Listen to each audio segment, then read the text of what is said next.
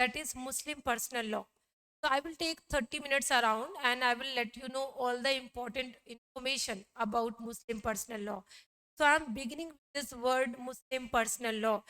Remember student, whatever examination you are going for, अगर आप judiciary के लिए प्रिपेयर कर रहे हो तो कोई भी स्टेट्स हो, generally personal laws prelims mains even interview तक में पूछा जाने वाला सब्जेक्ट है.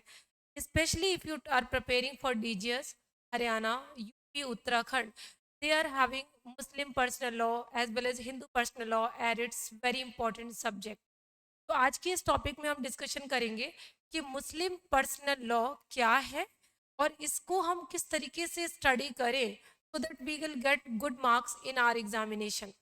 Remember student, I am beginning with this word Muslim personal law. So first of all, I would give the meaning of these words. Remember student, when we talk about Muslims, we know that the Muslims are those which are specifically defined under the particular law that I will give you information in the later shift of this. The point is personal and the law. This law is generally divided in, you can say, defined in three terms. अगर हम English law की बात करें तो ये जो law word है ये एक इंग्लिश वर्ड है. ऑल राइट, इसी वर्ड को, इसी पर्टिकुलर लॉ वर्ड को अगर हम फ्रेंच में देखें तो French use the word that is called Druitt. All right, now if I talk about the Arabic word, the Muslims word, they uses Sharia. So these are the terms which are common in nature: the Sharia, the droit in French, and the law in English. So basically जो English use करते हैं वो law use करते हैं, French droit use करते हैं और Muslims Sharia word use करते हैं. तो बिकॉज हम आज मुस्लिम पर्सनल लॉ डिस्कशन कर रहे हैं तो आपके माइंड में हमेशा ये चीज़ होनी चाहिए, मुस्लिम पर्सनल लॉ का जो बिगिनिंग है, जो ओरिजिन है, दैट इज शरिया. I will discuss in the same lecture what the Sharia is and how can we differentiate the Sharia word in common parlance as well as under Indian jurisprudence. So I will talk about what the Sharia is and how far the Sharia law is applicable in India. So as I told you that law word is defined the law, the droit, the Sharia in different domain.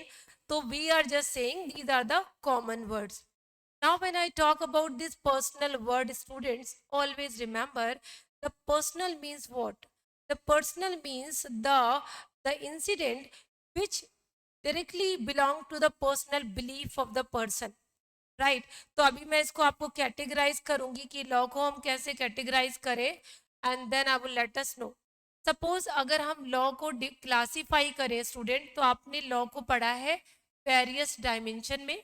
आप कहते हो law substantive होता है and we are very much aware of this substantive law. We also say that law is a procedural law. All right, I will let you know what the procedural and what the substantive law is. Then also we say that okay, the law is territorial also. कुछ ऐसे law भी होते हैं जो territorial होते हैं and there are some law which are only personal. तो हमारा टॉपिक क्या है? हमारा टॉपिक है पर्सनल लॉ को स्टडी करना. तो इस पर्सनल लॉ तो पहुंचने से पहले हम इनको अंडरस्टैंड करेंगे.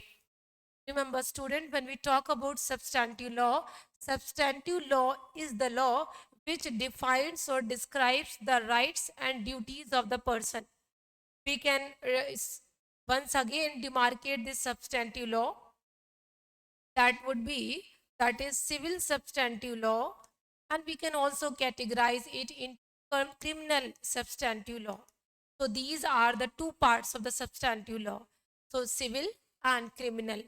So we can take in the civil law like various law like contract, like tort, like partnership, like SOGA, many more civil laws in India. Right. In the same manner, we have the criminal laws which talks about the rights and duties in terms of the act, which if violated will become offense. Similarly, if any act is defined as an offense, there will be some kind of punishment is also provided. So in that sense, we talk about criminal law. So for example, we are today dealing with BNS, that is Bharatiya Nyaya Sanhita. Earlier it was IPC, Indian Penal Code. तो law को हमने कैसे देखा, civil law भी हो सकता है, criminal law भी हो सकता है. सिमिलरली अगर हमको सब्सटैंटिव लॉ समझ में आ रहा है, सपोज कि we are having rights and duties which are defined under this substantive law. In case if any person violates that kind of duty or the person is having the rights, तो उस sense में आप उस rights के violation पर आपको remedy मिलेगी. To get that remedy, you will reach there. How you will reach there? You will have to apply a proper procedure, and this procedure is talks about procedural law. तो procedural law आपके substantive means तक पहुंचने का एक वे है, जब तक आप पहुंचोगे. तो इसमें भी वही डिमार्केशन करोगे student, that is civil, that is criminal. All right, so when we talk about civil, we are having civil procedure code. When we talk about criminal procedure code, and now that is भारतीय नागरिक सुरक्षा संहिता. Remember student, एक आप law को आप ऐसे भी demarcate कर सकते हो, territorial and personal. When I talk about territorial, it means that the law will apply to everybody irrespective of his personal belief, whoever is living in that territory. तो इस पर्टिकुलर टेरिटरी में जो भी रहेगा उस पर लॉ अप्लाई होगा equally. That is called territorial law. इसमें हम उस पर्सन के बिलीफ, फेथ, रिलीजन, इन सबको कंसीडर नहीं करते. Everybody is equal. That is called territorial law. और इसको हम कहते हैं like all these criminal laws, civil laws generally territorial ही होते हैं. When we talk about personal laws, यहाँ पर might be possible कि Mr. A, B, C, D all are living in the same territory, but still the law will treat them differently. It's mean B is a Hindu, it's mean उसका Hindu personal law apply होगा. D is a Muslim, उसका मुस्लिम personal law apply होगा. तो इस तरीके से अगर किसी पर्सन की इंडिविजुअल कैपेसिटी, उसके रिलीजन, उसके फेथ पर डिपेंड होकर कोई लॉ अप्लाई होता है, that is called personal laws. तो I hope you understand the beginning of this law कि जो मुस्लिम पर्सनल लॉ है वो पर्सनल लॉ की ब्रांच है. यानी कि personal law it's means it talks about the religion, the faith of the parties. Now the question comes, we talk about everybody is to be treated equally.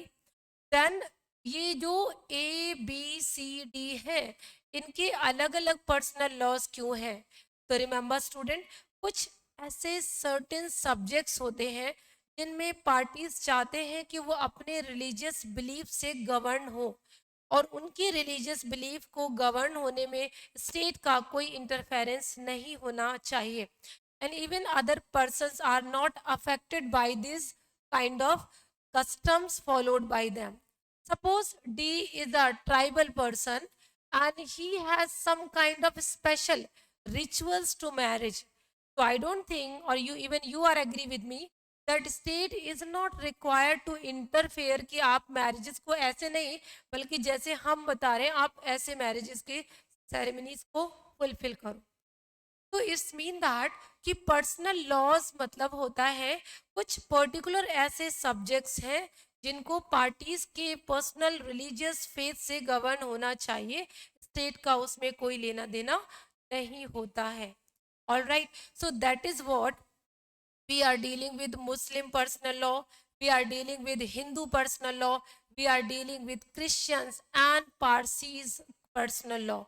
Because क्योंकि इन सबके कुछ ऐसे particular subjects हैं जो हम किससे गवर्न करेंगे, उनके पर्सनल लॉ से गवर्न करेंगे.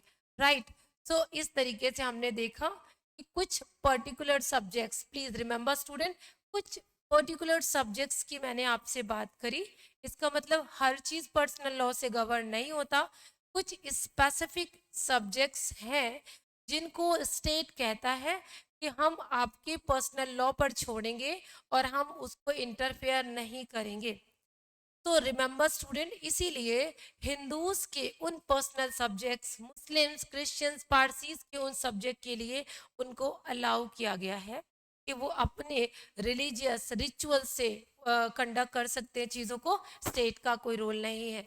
Now I just want you to know कौन से वो सब्जेक्ट्स हैं जिन पर स्टेट जनरली इंटरफेयर नहीं करता और आपको आपके पर्सनल लॉ से गवर्न होने देना चाहता है।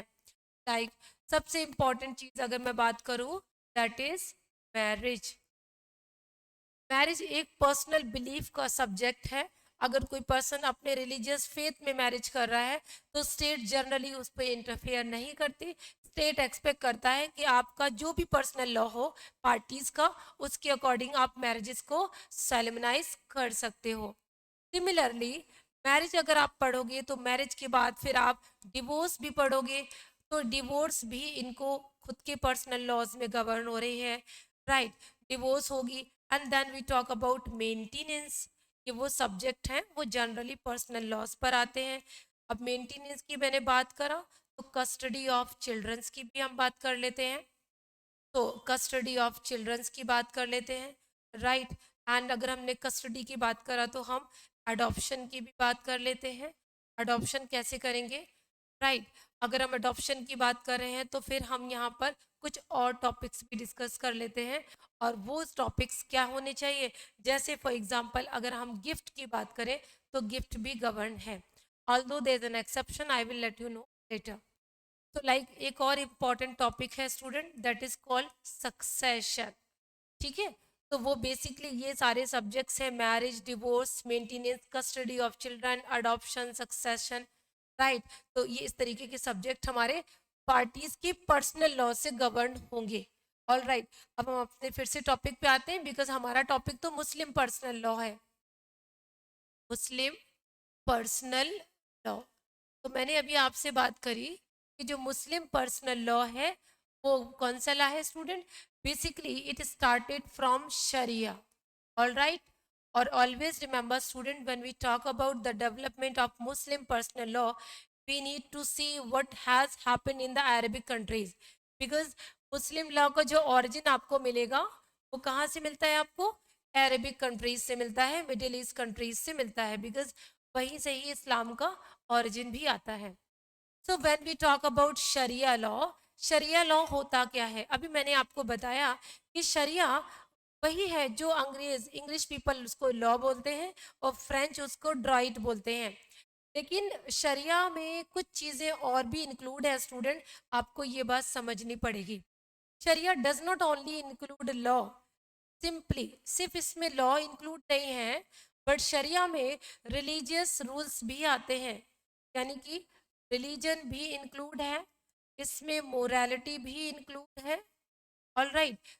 इसका मतलब जैसे आप लोग जूरिस्प्रूडेंस में भी पढ़ते हो कि लॉ को रिलीजन से हमें अलग रखना चाहिए, लॉ को मोरालिटी से भी अलग रखना चाहिए। We can recall Austin, right, because जितने भी एनालिटिकल स्कूल ऑफ थॉट के ज्यूरिस्ट हैं वो कहते हैं लॉ परफेक्ट वही होता है जिसमें मोरालिटी और रिलीजन का इन्वॉल्वमेंट नहीं होता है। We are having some exceptions of natural school of thought, but I am not explaining here this fact. शरिया लॉ में लॉ भी है स्टूडेंट्स, रिलीजन भी है, मोरालिटी भी है। इसका मतलब अगर हम अरबिक कंट्रीज की बात करें जहाँ पे मुस्लिम लॉ ओरिजिन हो रहा है, इन्होंने शरिया लॉ को एज इट इज अपने यहाँ पर फॉलो कराया, चाहे वो लॉ एंड ऑर्डर की बात करें, चाहे वो रिलीजियस प्रैक्टिसेस की बात करें, और चाहे वो मोरालिटी की बात करें, उनके अकॉर्डिंग ये सारी चीज़ें इंपॉर्टेंट्स हैं और तभी जाकर शरिया लॉ अप्लाई होता है। This is something which I wanted to let you know. अगर इसी शरिया लॉ को स्टूडेंट हम इसका डेवलपमेंट देखें, बिकॉज अभी हम थोड़ा सा इसका हिस्टोरिकल एस्पेक्ट देखेंगे और हिस्टोरिकल एस्पेक्ट देखने के बाद फिर हम ग्रेजुअली अपनी कंट्री पे आएंगे, because remember student, Muslim personal law you will not be able to understand unless and until you go to the origin and gradual development of Muslim personal law.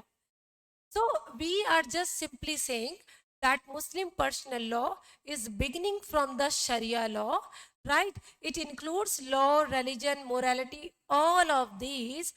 But जब हम इसकी development की बात करते हैं, how it gradually developed, right, तो इसको हम देखते हैं इसको कैसे हमने मुस्लिम पर्सनल लॉ को डेवलपमेंट देखा। So I just want to give you a reference of Arabic era, ठीक है, अरबिक इरा की बात कर लेते हैं। अरबिक इरा मीन्स टू से हम पूरे मुस्लिम पर्सनल लॉ को दो पार्ट में पढ़ते हैं, यानी before prophet Muhammad, all right, and during his phase, during his time. और जैसे ही हम ड्यूरिंग इस टाइम की बात करते हैं तो इसके बाद जो डेवलपमेंट होता है ग्रेजुअली इनके बाद भी, उसको हम पढ़ते हैं, that is modern approach. Modern approach क्यों कह रही हूँ मैं? बिकॉज जैसे जैसे धीरे धीरे इंटरप्रिटेशन होता गया मुस्लिम पर्सनल लॉ का, वैसे ही इसको डेवलपमेंट मिला। सो जब हम मुस्लिम पर्सनल लॉ की बात करेंगे, स्टार्टेड फ्रॉम शरिया law, there were many kind of laws, there were many kind of rigidness, many kind of uncertainty, especially when we talk about the rights of women, right? Rights of women were not actually given. So during the early phase of Arabic era, the women were not given equal right, the slaves were treated badly, and the that kind of uncertainty in every sphere. So during Prophet Muhammad's period, this Muslim law began to be originated. he being he being the messenger of the God, he was not originator of the Muslim law. That is the reason, student, we generally believe that it is not Muhammadan law, it is Muslim law. Why I am using this? Because अगर हम इसको Mohammedan law बोलते हैं तो ये sense आपको देता है कि मुस्लिम लॉ की जो बिगनिंग है, ओरिजिनेटर है, वो प्रॉफिट मोहम्मद है. So we generally it say to it that is Muslim law. Who is Muslim, हम इसको डिफाइन करेंगे, और जैसे ही हम मुस्लिम को डिफाइन करेंगे वो लॉ इसमें अप्लाई कर देंगे. So Prophet Muhammad was simply a messenger. He started to explain what the Sharia is. He started to explain what the Muslim law is. He was not originator. He was not the originator of Muslim law. So we should prefer Muslim law, not Mohammedan law. That is one fact that I am sharing here. Now, as I told you, during Arabic period it was not developed, it was very rude, very inhuman treatment before the women and others, but during his phase it started to be. अब हम इसके sources पे और school of thought पे नहीं जाते, but actually जब भी हम मुस्लिम लॉ पढ़ते हैं तो हम इसकी शुरुआत ही ऐसे करते हैं, like when we talk about this, Muslim law को कहते क्या है. पहली चीज हमेशा याद रखिए स्टूडेंट, अगर हम मुस्लिम लॉ को बोलें कि क्या कहते हैं, हम इसको शरिया क्यों नहीं बोल रहे? क्योंकि शरिया इज अ वाइडर टर्म. शरिया में आपको रिलीजियस और मोरालिटी भी इन्वॉल्व है, तो इसीलिए हम इसको बोलेंगे फिक. ऑल राइट, ये जो फिक वर्ड है यही मुस्लिम लॉ का ज्यूरिस्प्रूडेंस भी है. तो as a student of law आपको समझना पड़ेगा कि हमें मोरालिटी, रिलीजियस कस्टम्स, ये सारा कुछ नहीं देखना, हमें इस्लामिक फिक्स देखना है, ज्यूरिस्प्रूडेंस देखना है, and then we will gradually come toward the codification. अगर हम मुस्लिम लॉ की बात करें स्टूडेंट, तो हम बिगनिंग की बात करते हैं, तो सबसे पहले हमें ये देखना पड़ेगा कि मुस्लिम लॉ के सोर्सेज क्या हैं. ऑल राइट, तो सबसे पहले हम क्या देखेंगे कि कौन से वो सोर्सेज हैं जिनको हम पढ़कर समझ सकते हैं कि मुस्लिम लॉ कैसे चलता है, मुस्लिम लॉ में रूल्स क्या हैं. तो मुस्लिम लॉ के रूल्स को समझने के लिए हमारे पास सोर्सेज होने चाहिए. ऑल राइट, अभी हम इसमें जाएंगे कि मुस्लिम लॉ में दो तरीके की सोर्सेज आप पढ़ते हो. एक आप पढ़ते हो ट्रेडिशनल सोर्सेज और दूसरे मॉडर्न सोर्सेज.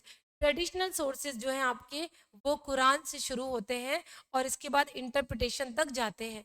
ग्रेजुअली फिर हम जाते हैं कोर्स इंटरप्रिटेशन और कोडिफिकेशन पे, जो सेकेंडरी लॉ में आएगा. इन सोर्सेज को डिस्कशन करने में स्टूडेंट्स हम हिंदू लॉ के सोर्सेज के साथ इसको कंपेयर भी करते हैं. So this is the beginning phase. जब हम आपको मुस्लिम लॉ के सोर्सेज बताएंगे तो मुस्लिम लॉ के सोर्सेज के साथ we will also deal with the sources of Hindu law and try to understand कि क्या पोजीशन है दोनों में, किसको वाइडर अप्रोच दिया गया है. Then we will go toward other important phase, that is school of thought. Right, ये स्कूल ऑफ थॉट भी हमें देखने पड़ेंगे.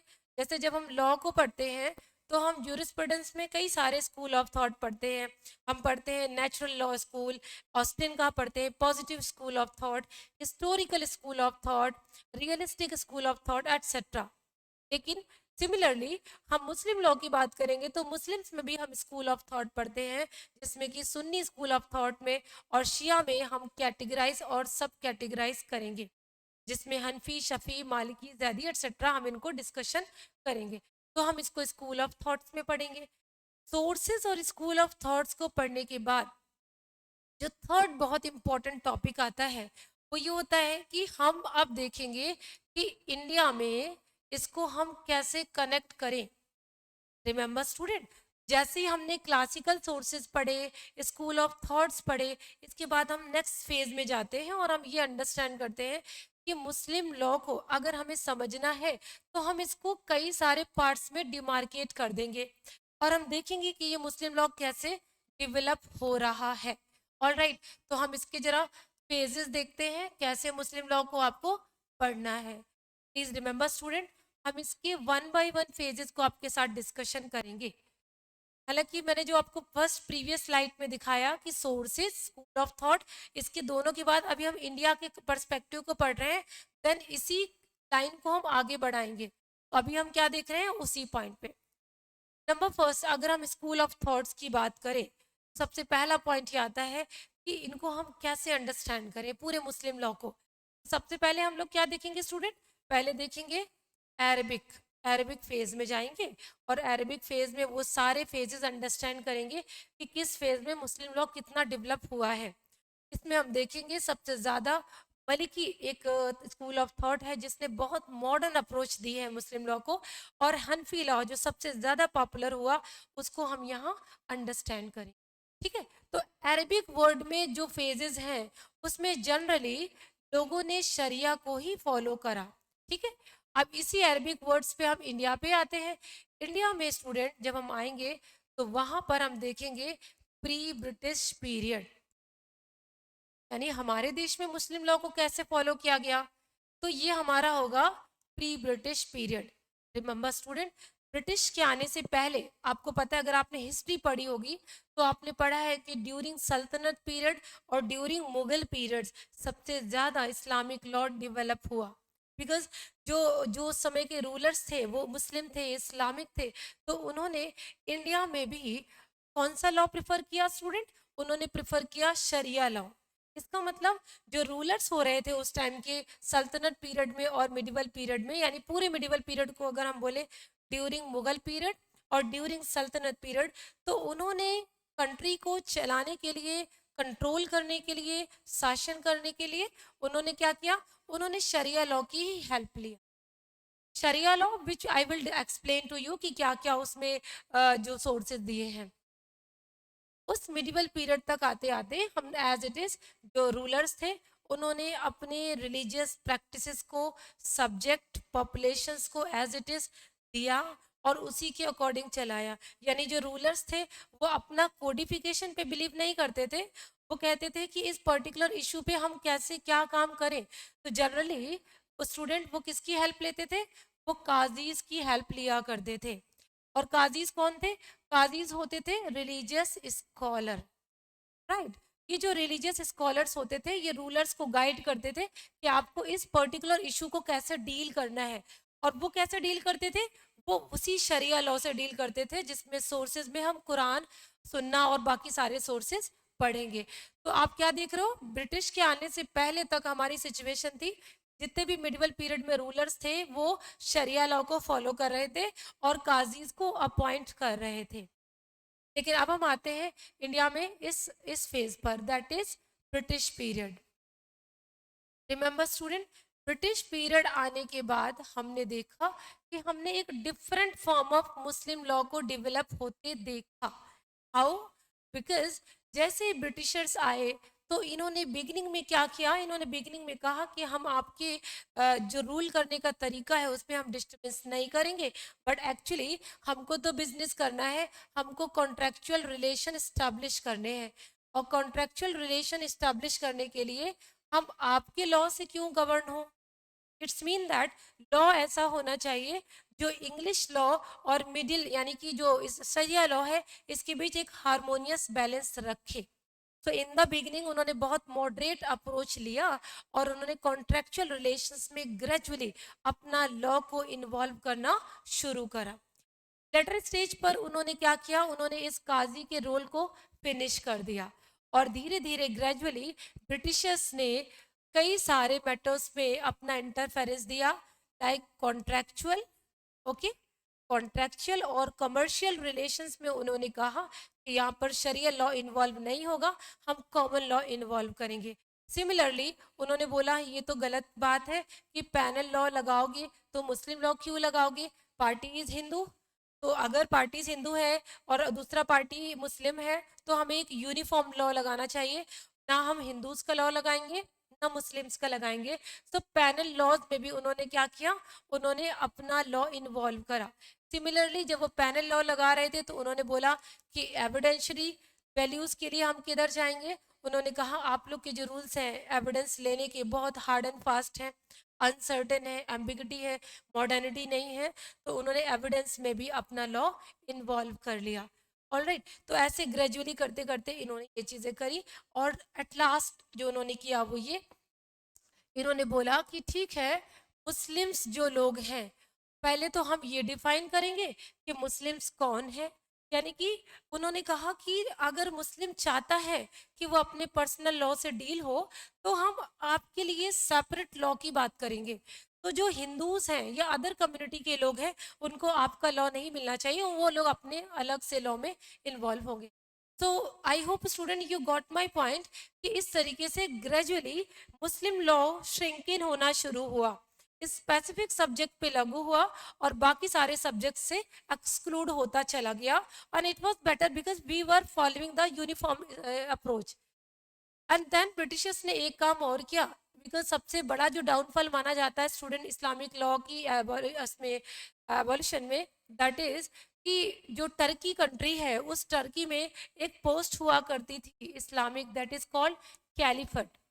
इन्होंने क्या किया, ब्रिटिशर्स ने इस पोस्ट को खत्म कर दिया और जो कि इंडिया में जो खलीफेट से चल रहे थे, खलीफा से जो चल रहे थे, वहां इन्होंने इस चेन को ब्रेक कर दिया। उन्होंने कहा अब आप पावर यहाँ से नहीं लाओ, आप अपनी कंट्री में आपके अकॉर्डिंग पर्सनल लॉ इन्वॉल्व होगा। इसी कैलिफेट को एबॉलिश करने की वजह से अगर आप हिस्ट्री पढ़े हैं तो आपने पढ़ा होगा कि इंडिया में क्या आया था, इंडिया में खिलाफत मूवमेंट आया, राइट। तो ये एक बेसिक हिस्टोरिकल एस्पेक्टिव है, आपको इसलिए समझना होता है ताकि आप मुस्लिम लॉ को प्रॉपरली अंडरस्टैंड कर पाओ। जैसे कि हमने आपको बताया कि ब्रिटिश पीरियड में स्टार्टिंग हो गया कि श्रंकन होना शुरू हुआ और इस तरीके से उन्होंने कोडिफिकेशन भी शुरू करा, ठीक है। तो अब आपसे कोई पूछेगा कि बताइए मुस्लिम लॉ कोडिफाइड है या नहीं है, तो आप क्या बताओगे, the whole Muslim law is not codified, all right.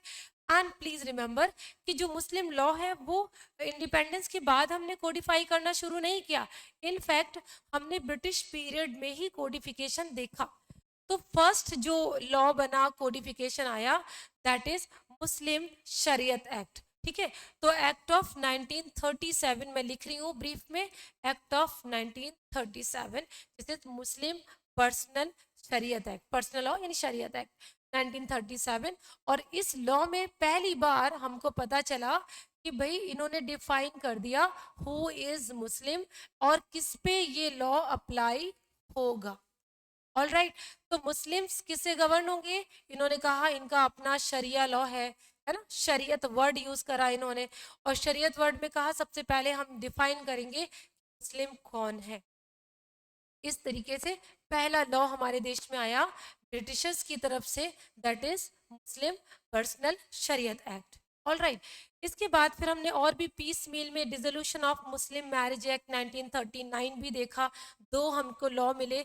और इसके बाद वक्फ को लेके इन्होंने वक्फ वैलिडेटिंग एक्ट 1913 भी दिया। यानी अगर हम बात करें ब्रिटिशर्स की कंट्रीब्यूशन की स्टूडेंट्स, तो हम कहेंगे कि तीन इंपॉर्टेंट लेजिस्लेशन इन्होंने दिए, एक तो शरीयत एक्ट था, दूसरा मुस्लिम मैरिज डिसोल्यूशन एक्ट 39 था, इसमें उन्होंने मुस्लिम विमेन को डिवोर्स के ग्राउंड्स दिए। ये हमारा ब्रिटिश पीरियड था। और इसके बाद फिर हम छोटी सी एक बात कर लेते हैं, इंडिपेंडेंस के बाद कॉन्स्टिट्यूशन हमारा आया, और फिर हमने एक बार से चेक किया कि हम मुस्लिम पर्सनल लॉ को कितना वैल्यू करें। Remember student, we know that we are having the beautiful constitution in which part number 3 talks about fundamental rights.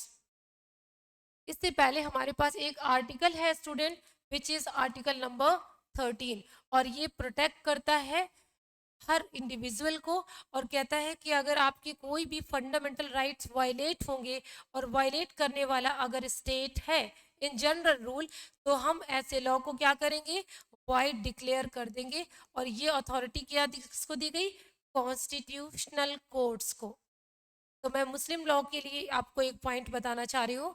Constitutional courts कौन है student, high court and the Supreme court. और सबसे important article that is article 32 to 6। All right, तो इस तरीके से हमने देखा हमारा कॉन्स्टिट्यूशन आया 1950, और हमने देखा कि फंडामेंटल राइट्स हमारे लिए बहुत इंपॉर्टेंट वैल्यू रखने लगे।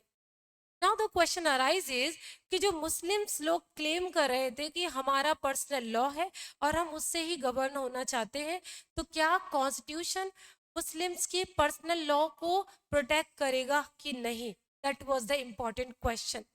तो रिमेंबर स्टूडेंट, अगर हम मुस्लिम पर्सनल लॉ की बात करें, जैसे कि अभी मैंने आपके साथ डिस्कशन भी करा कि Muslim personal law which talks about the law of the persons who are Muslims, लेकिन क्योंकि आपका संविधान आ गया है, तो अब हमें ये देखना पड़ेगा कि क्या संविधान ने आपके मुस्लिम पर्सनल लॉ को प्रोटेक्ट किया या नहीं।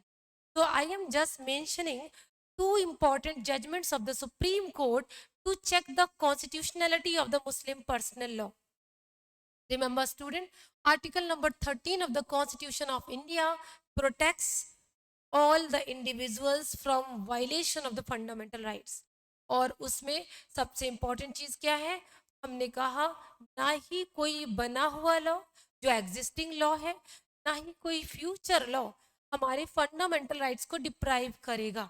That was the main important aim of the constitution. Question था कि जो मुस्लिम्स का पर्सनल लॉ है, बिकॉज मुस्लिम्स कह रहे हैं कि हम तो चाहते हैं हमारा पर्सनल लॉ है और हम उससे गवर्न होंगे। और आपने अभी बिगिनिंग के इस लेक्चर में देखा कि मैरिज, डिवोर्स, अडॉप्शन, मेहर, कस्टडी ऑफ चिल्ड्रन, मेंटेनेंस, ये सारे सक्सेशन सब्जेक्ट जो है ये पार्टीज के पर्सनल लॉ से प्रोटेक्टेड थे।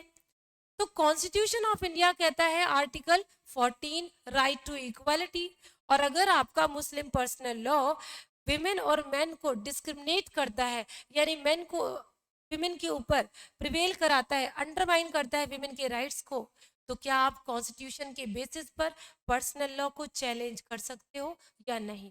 तो मैं इस टॉपिक पे आपको एक केस बता रही हूँ, should write down it, that is state of Bombay, state of Bombay versus, very important judgment है, नरसू अप्पा माली, नरसू अप्पा माली। इस जजमेंट को हमेशा याद रखिए, बिकॉज जब भी हम पर्सनल लॉज की कॉन्स्टिट्यूशनलिटी चेक करते हैं तो हम इस जजमेंट को पढ़ते हैं। 1954 राइट, और इस जजमेंट में बॉम्बे हाई कोर्ट ने क्लैरिफाई करा कि जो मुस्लिम पर्सनल लॉज हैं वो कस्टम्स और यूसेज में तो आते हैं, कस्टम्स एंड यूसेज को तो जब हम लोग आर्टिकल 13 पढ़ते हैं तो हम उसमें पढ़ते हैं लॉ की मीनिंग में कस्टम्स और यूसेज भी आते हैं। लेकिन इस केस में बॉम्बे हाई कोर्ट ने कहा कि जो मुस्लिम पर्सनल लॉज हैं उनके कस्टम्स एंड यूसेज को हम लॉ इन फोर्स में कवर नहीं करते, और इसीलिए Muslim personal law is protected from scrutinizing under article 13 simply. और इस तरीके से आपने इस केस में देखा कि मुस्लिम पर्सनल लॉ को प्रोटेक्शन मिल गया, और यहाँ पर इसको आर्टिकल नंबर 13 के लॉ में कंसीडर नहीं किया गया, और आर्टिकल 25 का बेनिफिट दिया गया विच talks about freedom of religion. तो इस तरीके से हमने देखा कि पर्सनल लॉज को आर्टिकल 13 की मीनिंग में नहीं डाला, बट अगेन एंड अगेन हमने ग्रेजुअल डेवलपमेंट में देखा कि हम चैलेंजेस किए मुस्लिम पर्सनल लॉ में ऐसे कई सारे प्रोविजन जो डिस्क्रिमिनेटरी रहे, विमेन के अगेंस्ट रहे। So whenever we challenge these rules, the point was this judgment.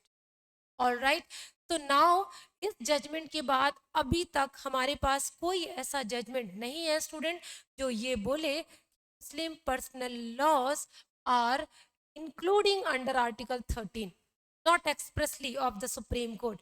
Although that is true कि हमारे पास एक केस ऐसा आया, दैट इज Shayara Bano versus Union of India. All right, ये जजमेंट हमको मिला और इस जजमेंट को 2017 में 5 जजेस की बेंच ने कंसीडर किया। और जहां क्वेश्चन था स्टूडेंट तलाकुल बिद्दत यानी कि ट्रिपल तलाक, और यहाँ विमेन के अगेंस्ट ये प्रोविजन था, यूनिलेटरल फॉर्म ऑफ डिवोर्स था, आर्टिकल 14 का वायलेशन था। ऑल राइट, तो इस जजमेंट में हमारे पास एक मौका था कि जुडिशरी इसको इंटरप्रिटेशन करके एक्सप्रेसली कह सकती थी कि Muslim personal law also comes with the meaning of article number 13, इसलिए वेन एवर डिस्क्रिमिनेशन होगा हम इसको क्या करेंगे, इसको हम स्ट्रक डाउन करेंगे। ऑल्दो दैट इज ट्रू कि जुडिशरी ने ट्रिपल तलाक को वाइड डिक्लेयर करा, पर उसको वाइड डिक्लेयर करने में उन्होंने जो बेस दिया वो था शरीयत एक्ट ऑफ 1937, शरीयत एक्ट ऑफ 1937। इन्होंने कहा कि जो ट्रिपल तलाक डिवोर्स है ये 1937 के प्रोविजन में आती है और ये एक स्टैट्यूटरी लॉ है और स्टैट्यूटरी लॉ एक्सप्रेसली लॉ है, इसीलिए हम इसको वाइड कर रहे हैं।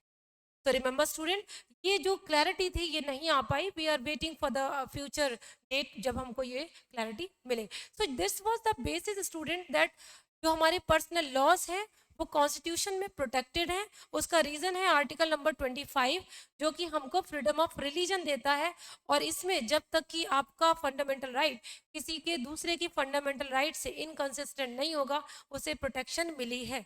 ऑल राइट, तो आर्टिकल 14 का वायलेशन जब जब होगा हम उसको चैलेंज कर सकते हैं और सुप्रीम कोर्ट उसमें रेमेडी भी देता है। So this was the basic constitutional jurisprudence that I wanted you to let us know कि क्या है। तो ओवरऑल हमने इस टॉपिक में क्या क्या देखा, हमने कई सारी चीज़ें देखी जिसको मैं ब्रीफ कर देती हूँ, और दैट इज कि मुस्लिम पर्सनल लॉ है क्या। I told you that Muslim personal law is the specific law which only governs the Muslims. Who is Muslim? The Muslim word is defined under the Shariat Act of 1937 और जिसे किसने किया, Britishers ने किया। And then we come to know that Muslim personal law various dimension में grow हो रहा है। इंडिया में हम लोग कंप्लीटली शरिया लॉ को फॉलो नहीं करते स्टूडेंट, हमने पीस मेल में सिर्फ लीगल प्रोविजन को एक्सेप्ट किया है, रिलीजन और मोरालिटी को इन्वॉल्व नहीं किया है। मुस्लिम पर्सनल लॉ कुछ पर्टिकुलर सब्जेक्ट्स हैं उनको गवर्न करता है, like marriage, divorce, maintenance, custody of children, adoption, succession etcetera. Please remember student, जब हम मुस्लिम पर्सनल लॉ के इस प्रोविजंस को पढ़ते हैं तो उसमें हमको एक रेमेडी भी मिलती है, that is restitution of conjugal rights to the women. इसको हम हिंदू लॉ के साथ भी कंपेयर करते हैं, इसका मतलब कि मुस्लिम लॉ के मोस्ट ऑफ द प्रोविजन को हम हिंदू लॉ से कंपेयर करके स्टडी करेंगे और साथ ही साथ जो सेकुलर लॉज होंगे उनके साथ भी कंपेयर करेंगे। तो सपोज अगर मैं आपको वाइंड अप करते में सेकुलर लॉज बताऊं तो मैं बोलूंगी आपको that is special marriage act, special marriage act 1954, similarly section 125 of CrPC जो आज क्या बन गया स्टूडेंट पीएनएसएस में, that is 11146। Similarly juvenile justice act 2015, ये कुछ ऐसे लॉज हैं जो सेकुलर हैं और हम इनको अप्लाई करते हैं। All right, so this was all from this Muslim personal law demo lecture. I hope that you have some kind of brief information on the Muslim personal law.